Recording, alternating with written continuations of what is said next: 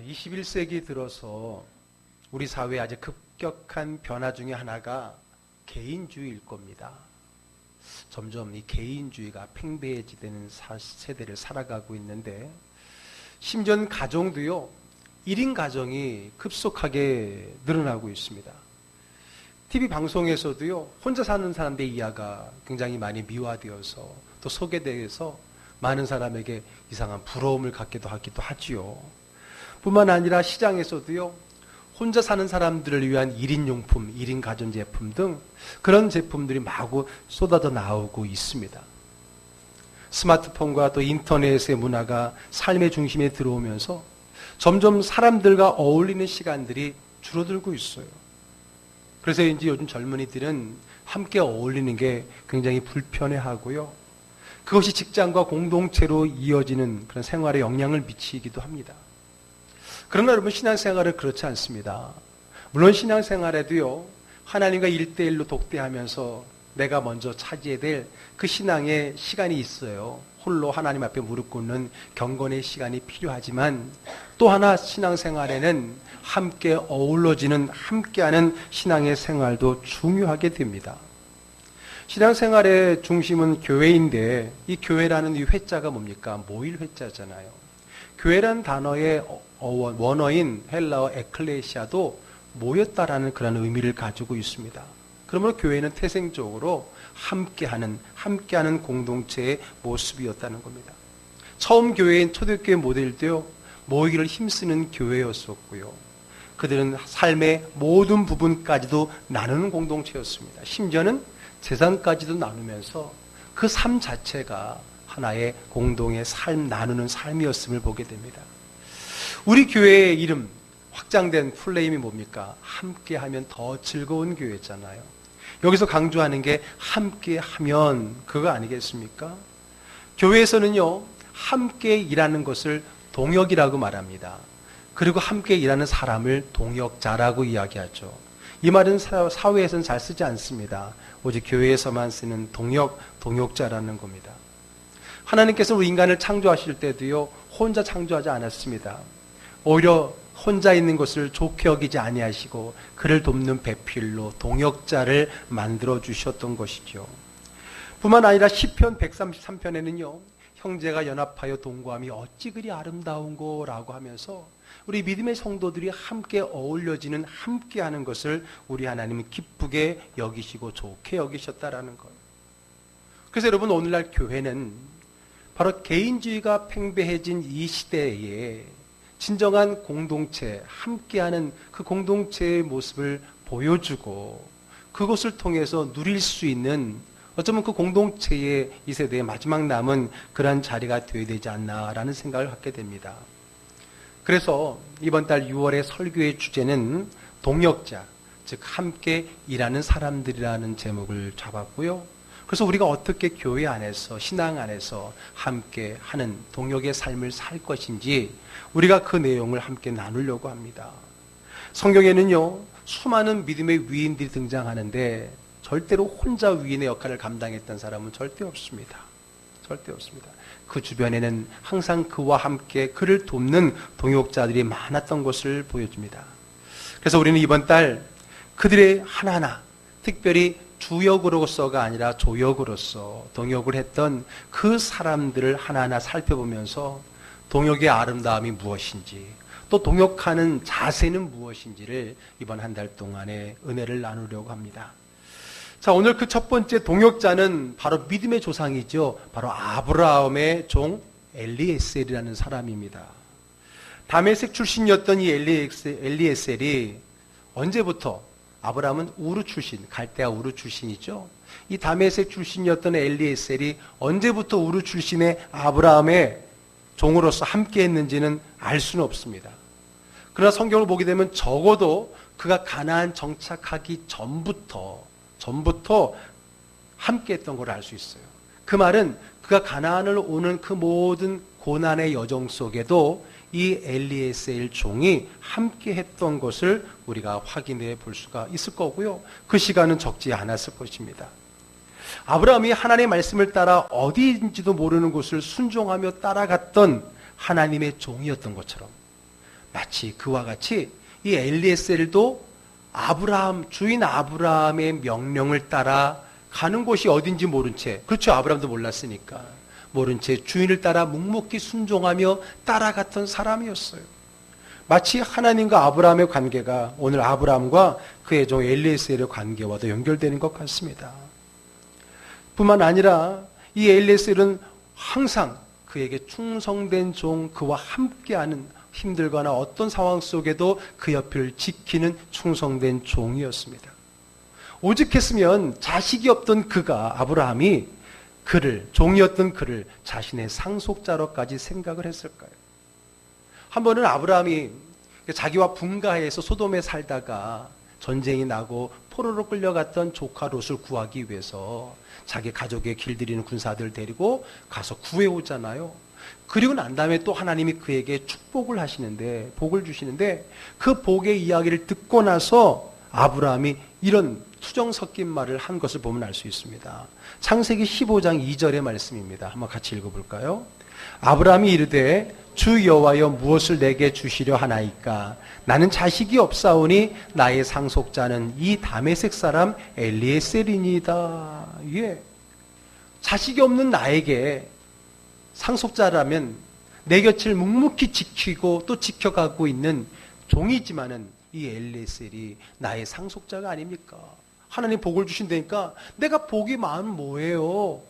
그 복을 넘겨줄 자녀가 없는데 그 투정을 하는 가운데 지금 이대로 가면 나의 상속자는 엘리에셀이다라는 말을 하고 있는 겁니다.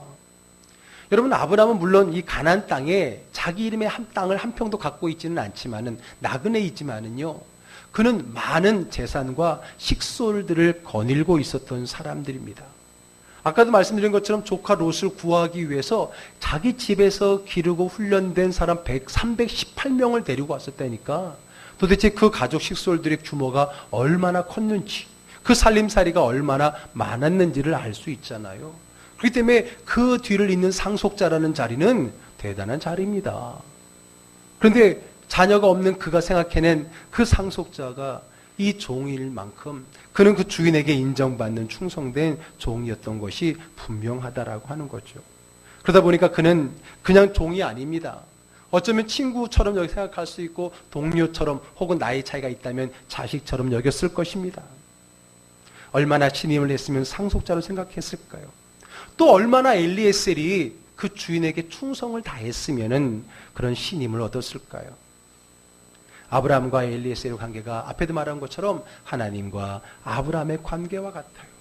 충성된 자에게 모든 것을 주고 싶은 주인의 마음, 하나님의 마음, 똑같이 아브라함의 마음이었다라는 거죠.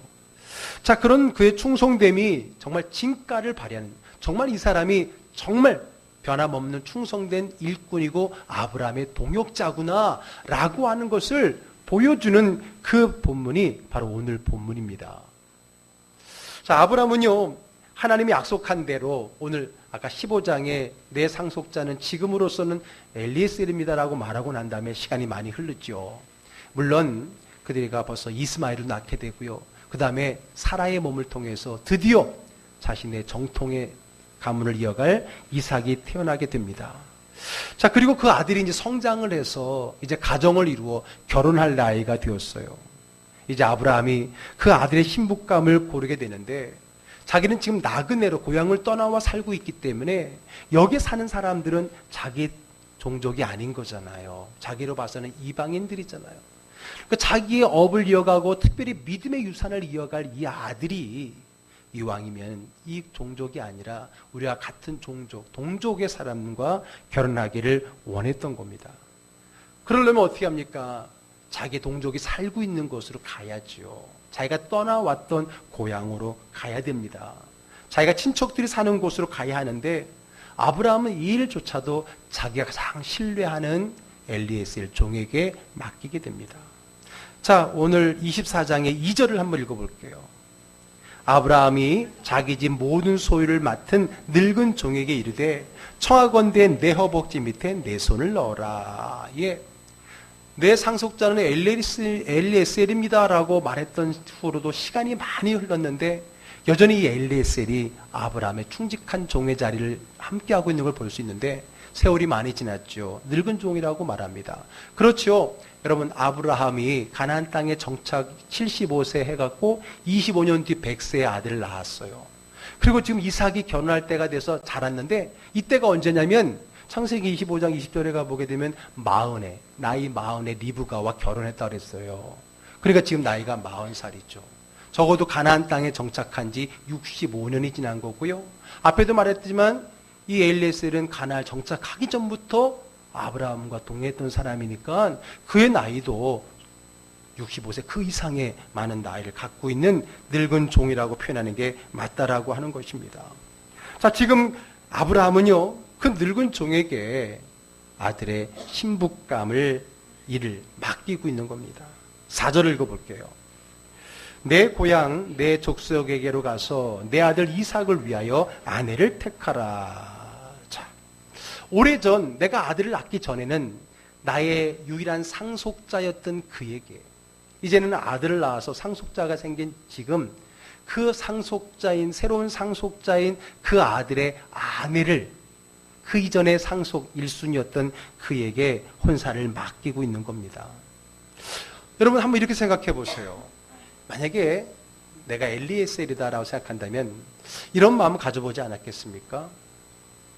만약에 아브라함에게 끝까지 아들이 없었다면 이 많은 식솔들과 재산은 누구의 것이 되죠?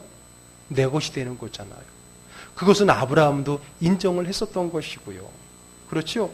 아마 어쩌면은 자기가 언제 죽을지 몰랐다고 생각한다면은 그런 유언도 했을 수도 있을 거고요.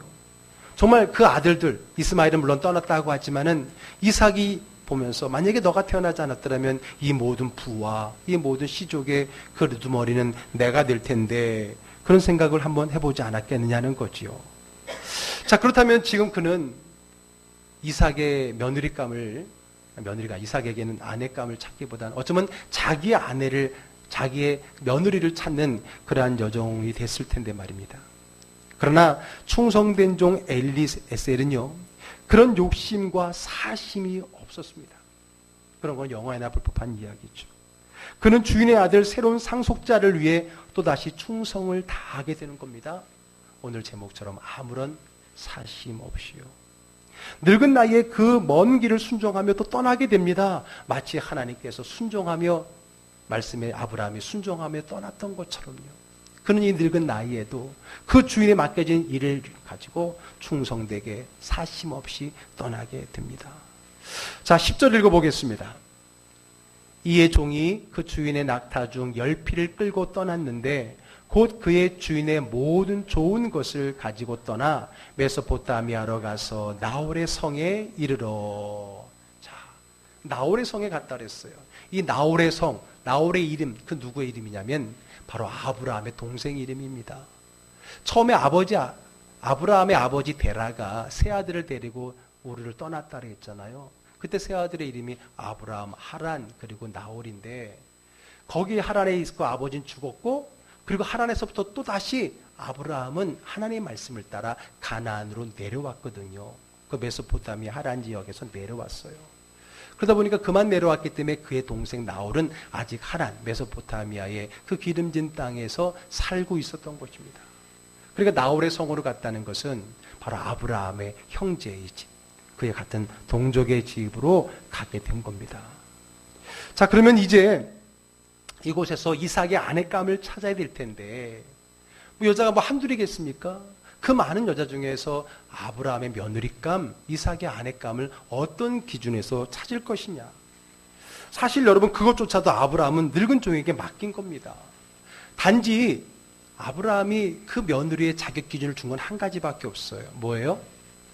우리 가족 중에서. 그렇죠? 우리 시족, 우리 동족에서 찾아라는 것밖에 안 줬어요. 나이는 한 몇 살쯤 돼야 되고, 그리고 얼굴은 이 정도 돼야 되고, 키는 어느 정도 돼야 되고, 학벌은 이 정도 돼야 되고, 그런 얘기 하나도 안 했어요. 오직 우리와 같은 민족이면 된다. 그 말은 우리 영적 오늘의 삶으로 적용하면 뭐예요? 믿음이면 된다는 거예요. 믿음 생활하면 된다는 거예요. 그럼 얼굴도 안 보고, 키도 안 보고, 학력도 안 보고, 재산도 안 보겠다는 거예요. 여러분 그럴 수 있어요? 대답들도 안 하네. 네? 여러분 그럴 수 있어요? 믿음이면 돼요? 지난번에도 말했지만은 뭘 믿음이면 돼? 믿음도 있으면 돼. 이렇게 할 때가 많지. 다 있을 거 있고 믿음도 있으면 할렐루야지. 믿음만 있어서는 안 된다 그랬잖아요. 그런데 아브라함은 그렇지 않았잖아요. 우리 동족이면 돼. 얼굴, 나이, 뭐 그가 가진 재산 그런 거 따지지 않았다라고 하는 거죠. 자, 어쨌든 다른 기준을 주지 않았다라고 하는 것은 어떻게 보면 엘리에셀을 믿는다는 거예요. 그의 안목을 믿는다는 것도 있겠지만은 너가 하는 모든 일은 다 나에게 있어서 한 번도 내 마음에 들지 않은 적이 없었다라는 전적인 신뢰의 이야기인 거죠. 엘리에셀도요 그 믿음에 충실했습니다. 자기 기준이 아니라 우리 아브라함이 보기에 혹은 함께 살 이삭 우리 도련님을 보기에 정말 좋은 여인이 어떤 여인인지 그는 구하기 위해서 나아가게 됐다는 거죠. 그러기 위해서 이 엘리에셀이 한 것이 뭡니까? 한 것이 뭐예요? 자, 12절을 읽어보겠습니다. 그가 이르되 우리 주인 아브라함의 하나님 여호와여 원하건대 오늘 나에게 순조롭게 만나게 하사 내 주인 아브라함에게 은혜를 베푸시옵소서. 자, 아브라함은 그저 내 동족 외에는 준 기준이 없어요. 그럼 나머지는 이제 내가 결정을 해야 되는데 그는 자기의 안목에 결정을 하지 않고 누구를 의지하고 있는 거예요? 누구에게 도움을 청하고 있는 거예요? 하나님께 도움을 청하고 있는 거예요. 아브라함의 하나님 여호와여 원하건대 오늘 나에게 순조롭게 만나게 하사 내 주인 아브라함에게 은혜를 베푸시옵소서라고 말하고 있습니다. 기도하고 있다는 거예요. 여기에서 이 엘리에셀이라고 하는 사람의 이름의 진가가 나옵니다. 이름, 진가. 그 이름이 누구라고요?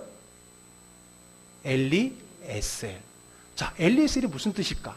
엘리, 어디서 많이 들어봤죠? 어디서 들어봤어요? 예수님 십자가에서 엘리 엘리 라마 사박다니. 그러니까 엘리라는 뜻이 뭐예요? 나의 하나님 나의 하나님 어찌 나를 버리셨습니까? 했으니까 엘리는 나의 하나님이에요. 엘은 하나님이라는 단어인데 이가 붙게 되면 전미사 이가 붙으면 나의가 되니까 나의 하나님이에요. 엘리. 그런데 에셀은 뭐예요? 에셀은 뭐예요? 에셀은 에베네셀 할 때 들어봤죠? 에베네셀의 뜻이 뭐냐면 도움의 돌이에요. 하나님이 나를 여기까지 도우셨다 그러면서 돌을 쌓았잖아요. 제단을. 그래서 그 돌을 에벤에셀, 도움의 돌이다. 에벤이 돌이고 에셀이 도움이에요. 그러니까 에셀은 무슨 뜻이라고요? 도움이란 뜻이에요. 엘리에셀은 무슨 뜻이에요? 그러면 나의 하나님, 나의 도움이시다. 하나님은 나의 도움이시다. 나를 도우실 분은 하나님이시다라는 그 믿음의 고백이 이름 속에 있는 거예요. 엘리에셀 하고 들어간 거예요. 그의 이름처럼 오늘 그가 그 어디로 가야 될지 무엇을 해야 될지 어느 기준에서 여인을 설정해야 될지 채택해야 될지 모르는 그 상황 속에서 난감한 상황 속에서 그가 누구에게 도움을 구했다고요? 하나님께요. 맞습니다. 그거예요. 엘리에셀의 이름의 믿음은 그건 거예요. 나의 시편 121편에 내가 산을 향하여 눈을 돌리라. 나의 도움이 어디서 올고 나의 도움이 천지를 지으신 여호와에게서로다. 우리의 도움은 누구에게서 온다고요? 하나님께 오는 거예요. 그 사람이 아니에요. 그 사람에게서 내 도움이 오는 거 아니라 우리의 도움은 여호와에게서입니다. 그게 엘리에셀의 이름이고 그 이름의 진가가 바로 이 아주 중요한 결정을 해야 되는 이 시간에 그가 하나님을 의지하고 하나님께 도움을 구도한 믿음이 되었다라는 겁니다. 만약에 여러분 제가 오늘 제목이 사심없이라고 쓴 이야기를 통해서 그쪽을 좀 집중해 보는 거예요. 만약에 사심이 있었다면 누구에게? 엘리에셀에게 사심이 있었다면 말이야 이 아들놈이 안 태어났으면 안 태어날 줄 알았는데 안 태어났으면 이 모든 재산과 이 모든 공동체는 다 내 손에 오게 되는데 그런 사심은 다른 말로 욕심 그게 있었다면 그는 어쩌면 수작을 꾸밀 수도 있었을 거예요. 생각해 보세요. 아브람, 사라는 나이가 많아. 그들이 죽고 나면은 어쩌면 그 공동체의 제일 어른은 자기일 수 있어요. 신분과 상관없이. 더군다나 내가 누굽니까? 족장인 아브람에게 인정을 받았고 한때는 상속자로서 인정을 받았던 사람. 어쩌면 그 아브람의 아들인 이삭도 종이지만 엘리에셀을 함부로 대하지 못했을 거예요. 어쩌면 삼촌처럼, 작은 아버지처럼 따라쓸 수도 있는 그런 사람. 어쩌면 그것을 이용해서 사심이 있다면 이용할 수도 있지 않겠어요. 그래서 그 며느리감을 구할 때에 내 말을 잘 들을 수 있는 사람, 내가 나중에 수작을 부릴 때에 잘 따라줄 수 있는 조건으로 딜을 한다던가, 그러한 사심이 들어가면 얼마든지 많은 일을 벌일 수가 있는데, 오늘 엘리에셀은 자신의 사심이 아니라 오직 하나님께 구하고 하나님의 뜻, 그리고 내가 섬기는 그 주인에게 만족한 그 일을 하기 위해서 애쓰고 있는 모습을 보게 된다라고 하는 겁니다. 그는 사심이 없었습니다. 오직 주인 아브라함과 그가 믿는 하나님의 충실한 종의 자리를 지켜냅니다. 결국 하나님은 자신의 도움을 구하는 자를 외면하지 않으시고요, 그에게 지혜를 주십니다. 자, 14절 읽어볼게요. 한 소녀에게 이르기를 청하건대 너는 물동이를 기울여 나로 마시게 하라 하리니 그의 대답이 마시라, 내가 당신의 낙타에게도 마시게 하리라 하면 그는 주께서 주의 종 이삭을 위하여 정하신 자라, 이로 말미암아 주께서 내 주인에게 은혜 베푸심을 내가 알겠나이다. 많이 생각해 봤을 거예요. 여자들이 올 텐데 그 중에 누가 하나님이 정한 사람인가 기도하고 나서 지혜를 구하고 지혜를 갖고 생각해낸 거예요. 자, 만약에 내가 다가가서 우물가에 여인들이 이제 물을 길러 나올 텐데 내가 다가가서 물 좀 달라고 했을 때에 나에게 물을 주는 거, 그건 누구나 하는 일이었어요. 당시 고대 사회에는 나그네를 대접하는 것이 그의 문화였고 미덕이었으니까 물 주는 여인 그러면 다 줄 거니까 구별이 안 될 거예요. 거기다 한 가지를 더 첨가시키죠. 나에게만 물을 주는 것이 아니라 내가 끌고 간 낙타들에게까지도 물을 준다면 이 여인은 정말 심성으로나 어느 면으로 봐서나 우리 주임 마님의 며느리감이 될 거다 생각했던 거죠. 근데 여러분, 아까 읽어봤지만은 그가 떠날 때 끌고 간 낙타가 몇 마리였어요? 네, 맞아요. 10마리. 10필이라고 했잖아, 아까. 낙타 10필, 낙타 10필을 끌고 갔다 그랬잖아요. 여러분, 낙타가 물을 얼마나 먹을까요? 여러분, 단순히 목 축이는 정도만 먹어요, 낙타가? 아니죠. 알다시피 우리 낙타가 왜 사막의 동물이에요? 물을 저장하는 물통이 안에 들어있잖아요. 그러니까 내가 단순히 해가라는 정도만이 아니라 본능적으로 그 물통을 채워야 되니까 물을 얼마나 먹겠어요? 에? 근데 그것도 몇 마리? 10마리. 야, 낙타 10마리 물 주려면 우물이라잖아요. 우물은 물을 얼마나 길러야 될까? 모르긴 몰라도 이 여인 팔뚝만은 굵을 것 같은데, 어쨌든 여러분, 그것을 마다하지 않고 그 낙타 애들에게도 물을 주는 그 선한 모습을 보여주었다라고 하는 겁니다. 그렇게 그가 이런 여인 정도라면 괜찮아 하고 굉장히 수준 높은 그 자격을 가지고 이제 생각을 가지고 있었어요. 기도하고 난 다음에 지혜 주시는 거예요. 자, 그때에 드디어 여인들이 오게 되는데 누가 와요? 특히 리브가라는 여인이 옵니다. 그리고 그가 기도한 대로 리브가에게 어떻게 해요? 물을 달라고 하니까 낙타에게까지 딱 주는 거예요. 여러분, 내가 뭔가 기도하면서 생각했던 그것이 딱 이루어졌을 때 어때요? 우리말로 말하면 소름이 돋는 거죠. 막 소리, 그런 경험 없어요? 여러분들이 뭔가 생각한 것이 남한테도 얘기하는데 갑자기 그런 어떤 것이 발견됐을 때. 우리 지난주에 우리 쌍둥이 가족이 한 번 왔었거든요. 혹시 보신 분 계신가? 남녀 쌍둥이 가정이 한 가정 왔었어요. 우리 동네에 사는 분인데 다른 먼 교회를 다니시고 있는데 여기서 기도를 하고 싶다 그래서 그때 저희 교회 번호키 알려드렸던 그분이에요.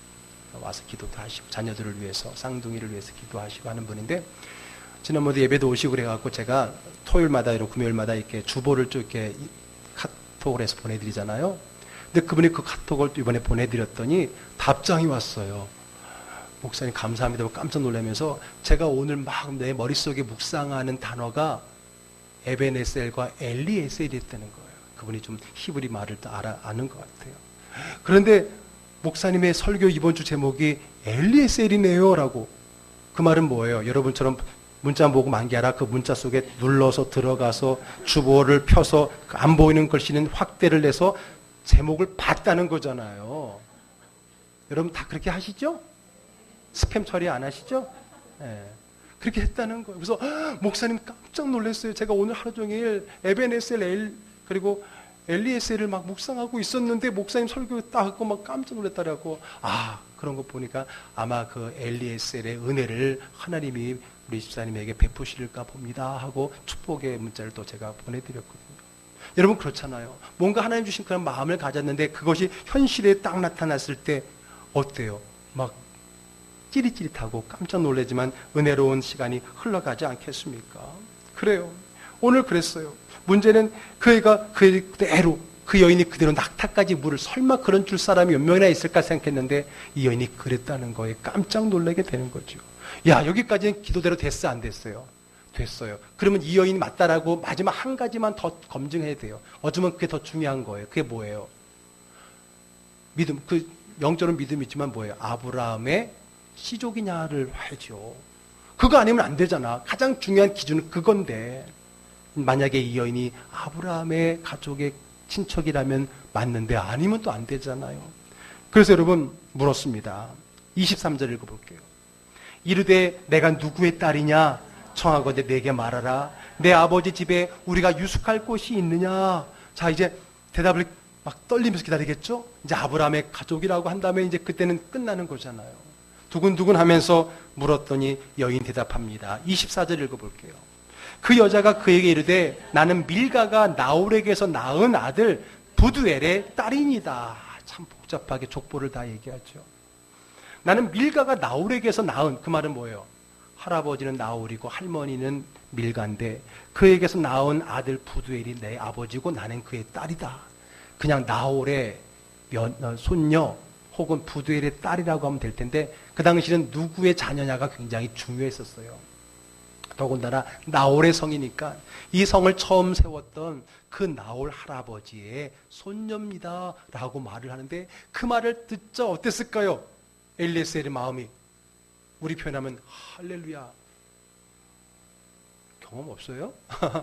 딱 그렇게 기도대로 했을 때 우리가 나오는 감탄사가 뭐예요? 할렐루야. 하나님 앞에 찬양하고 경배하며 외치게 되는 거죠. 자, 27절 읽어볼게요. 이르되 나의 주인 아브라함의 하나님 여호와를 찬송하나이다. 나의 주인에게 주의 사랑과 성실을 그치지 아니하였사오며 여호와께서 길에서 나를 인도하사 내 주인의 동생 집에 이르게 하셨나이다 하리라. 아멘.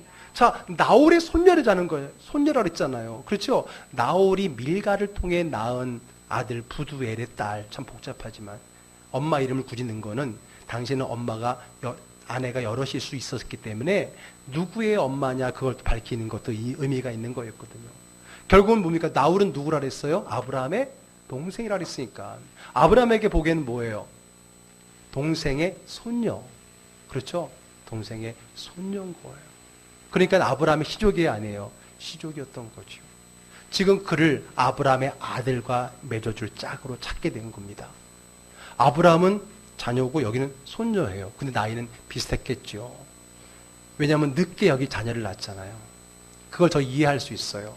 저희 가족이 좀 이렇게 대가 늦어요. 저희 할아버님이 아버님을 늦게 낳으셨어요. 저도 할아버님을 본 적이 없어요. 그런데 저희 아버님도 저를 늦게 낳으셨어요. 그래서 우리 아들이 할아버지를 본 적이 없어요. 저도 좀 늦게 낳았고요. 그래서 우리 아버님의 고향이 전라남도 구례거든요. 구례 가면 이제 우리 아버님 친척들이 쭉 있는데 제가 가면 대빵입니다. 거기 웬만큼 꼬부라진 할아버지 할머니 다 제 조카들이거나 손주뻘 되는 사람들이에요. 왜냐하면 저희는 몇 대 안 지나갔거든요. 늦게 나니까. 남들 3, 4대 지날 동안 우리 뭐 2, 3대밖에 안 지나서 그렇게 차이가 된 것 같아요. 여기도 그랬었겠죠. 그러니까 그렇게 나이 차이가 맞았을 것 같아요. 어쨌든 기도한 대로 하나님이 순적하게 그 여인을 만나게 해주셨던 거죠. 그래서 아브라함은 끝까지 하나님 찬양하잖아요. 하나님 여호와를 찬송하나이다. 이게 뭐예요? 우리말로 말하면 할렐루야잖아요. 할렐루야 기뻐하면서 나의 주인에게 주의 사랑과 성실을 그치지 아니하였사오며 여호와께서 주인의 동생의 집에 이르게 하셨나이다 하면서 계속해서 그 주인을 인정하고 그 주인 편에서 이야기하고 있는 것을 봅니다. 정말 참 충성된 종이죠. 사심 없이 자신의 위치를 잘 지키는 사람. 그러니 아브라함이 신뢰할 만하지 않았겠습니까? 자, 여러분 이제 우리 이야기를 돌아오려고 그래요. 앞에도 말씀드렸지만 동역이라고 하는 것은 세상에서 쓰는 용어가 아니라 교회 안에서 쓰는 거예요. 함께 일하는 사람들, 그걸 동역자라고 말한다고 그랬죠. 이 동역은 하나님의 일을 사역이라고 합니다. 그렇죠? 하나님이 우리에게 맡긴 소명의 일을 사역이라 그러고 그 일을 감당하는 걸 사역자라 그래요. 목회자만 사역자가 아니라 여러분들도 하나님의 안에서 믿음으로 받은 모든 소명을 행한다면 여러분들 사역자거든요. 근데 그 사역을 함께 할 때 그것을 동역이라고 이야기하는 거예요. 그리고 그를 동역자라고 하는 겁니다. 자, 그러면 주님을 안에서 함께 일하는 사람, 동역자가 누굽니까? 어떻게 해야 됩니까? 이것이 이번 달 우리의 질문이고 받을 은혜잖아요. 오늘 첫 번째, 정말 함께하는 믿음의 동역자는 어떤 사람이냐? 어떻게 해야 되느냐? 오늘 이처럼, 누구처럼? 엘리에셀처럼 사심이 없는 사람이어야 된다는 겁니다. 여러분, 세상에는 동역이란 말을 안 쓴다 그랬어요. 그와 비슷한 세상의 단어가 뭘까요? 동업이에요, 동업. 여러분, 우리가 잘 알지만 동업, 이거 어려운 겁니다. 어른들이 절대 하지 말할 두 가지 중에 하나 들어갑니다. 하나가 뭐예요? 보증 쓰지 말라는 거하고, 하나가 뭐예요? 웬만하면 동업하지 말라는 거예요. 왜? 동업하다가 사람 잃고 돈 잃고, 어쩌면 돈보다 더 어려운 사람이 있는 경우가 많이 생기니까, 그런 일들이 많이 있으니까 사실 세상에서 동업하기가 참 어렵습니다. 물론 안 되는 건 아니에요. 그러나 어렵습니다. 왜 그럴까요? 사심이 있기 때문에 그래요. 당연하죠. 돈을 벌기 위해서, 내가 벌기 위해서 하는 거지 남 벌어주기 위해서 하는 게 아니잖아요. 거긴 사심이 있고, 그 사심은 다른 표현으로 말하면 욕심이란 말이에요.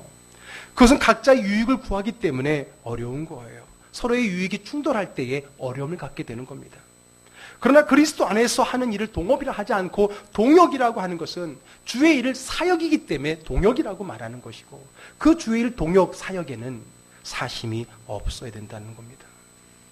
동역은 사역자들이 함께하는 것이고 그 사람이 동역자입니다. 주의 일은 나의 유익을 구하는 것이 아니라 먼저 그의 나라와 그의 의를 구하는 것이기 때문에 그렇습니다. 그렇기 때문에 우리는 그것을 동역이라고 하는 거고, 동역이 되기 위해서는 우리의 사심, 욕심을 버려야 된다는 거죠. 서로가 자기의 유익을 구할 때 그것은 세상의 동업을 넘어설 수가 없습니다. 교회 일도 마찬가지예요. 동역이라고 말하지만 동업의 마음을 하다가 우리는 그 일을 그르칠 때가 많잖아요. 그러므로 믿음으로 맡긴 아브라함과 믿음으로 그 일을 감당한 엘리에셀을 보면서 하나님께 기도하며 하나님의 의를 구할 때 진정한 동역의 역사라는 사실을 우리는 첫 시간에 배울 수가 있게 되는 겁니다. 동역자는 뭐가 없어야 돼요? 사심이 없어야 돼요. 양심이 없어야 되는 게 아니라 사심이 없어야 되는 거예요. 그 말은 자기 유익을 위해서 함께하는 것이 아니라는 겁니다. 상대방을 위해서, 더 나아가서는 하나님을 위해서, 상대방을 통한 하나님의 의를 위해서 함께 일하는 것이 동역이고, 그렇게 일하는 사람이 동역자라는 거예요. 여러분들은 어떻습니까? 교회에서 동업하고 있습니까? 동역하고 있습니까? 옆 사람 쳐다보세요. 동업자입니까? 동역자입니까? 모르는 사람인데요. 뭐 그런 분위기야. 우리의 관계가 동역이 된다는 거예요.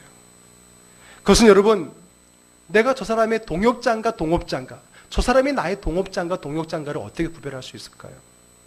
나에게 손해라는 그 상황이 닥쳤을 때, 내가 손해나는 그 일이 닥쳤을 때 내가 어떻게 그 일을 대처하느냐에 따라서 내가 혹은 상대방이 동업자인지 동역자인지가 구별되는 거예요. 구별되는 거예요. 오늘 이 사심 없는 동역의 삶을 잘 표현해 준 본문이 신약 성경에 있습니다. 빌립보서 2장입니다. 자, 빌립보서 2장의 2절과 3절 한번 읽어볼게요. 마음을 같이하여 같은 사랑을 가지고 뜻을 합하며 한 마음을 품어 아무 일이든지 다툼이나 허영으로 하지 말고 오직 겸손한 마음으로 각각 자기보다 남을 낮게 여기고. 이게 바로 동역의 자세라는 거예요. 자기 위주로, 자기 중심으로 자기 유익을 구하는 모든 관계는 동역이 아닙니다. 그리고 그 길의 결말은 뭡니까? 여러분, 동역자가 아닌 관계 속에서 함께하면서 얻게 되는 많은 감정들이 뭐예요? 서운함. 그렇죠? 서운한 감정. 이럴 줄 몰랐어. 나는 안 그랬는데. 이런 마음. 또 나를 알아주지 않는 것에 대한 거. 서로의 그 유익에 부딪히지 않을 때는 참 좋다가도 서로의 유익이 부딪히는 자리에서는 금방 실망하게 되고 낙심하게 되고 멀어지고 상처 있고 그런 관계의 깨어짐을 많이 경험하는 이유가 뭘까요? 우리의 마음에 사심이 있어서 그런 거예요.